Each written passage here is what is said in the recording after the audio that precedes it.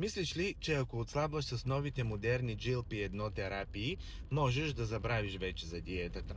Това може да е една от най-големите грешки, които да направиш. Аз си мисля, че тези лекарства просто топят мазнини, но истината е малко по-различна.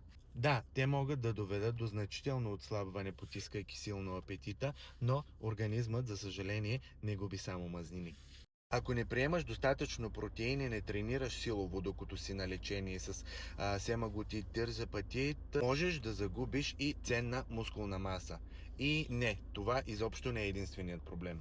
В наскоро публикувана статия в престижното списание Journal of American Medical Association, авторите подчертават, че храненето и движението остават много важни по време на инкретинова терапия, не само заради килограмите, защото те помагат още за по-малко гадене и стомашно-чревен дискомфорт, по-малък риск от хранителни дефицити, по-добро запазване на мускулната маса и костната плътност и по-лесно задържане на постигнатото тегло.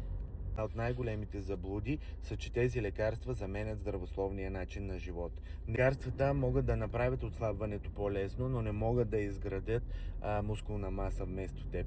Правилното хранене и добрите тренировки си остават в наши ръце.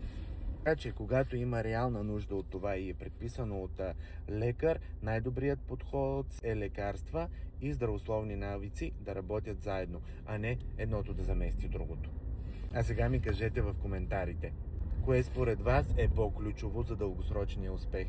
Лекарството или навиците?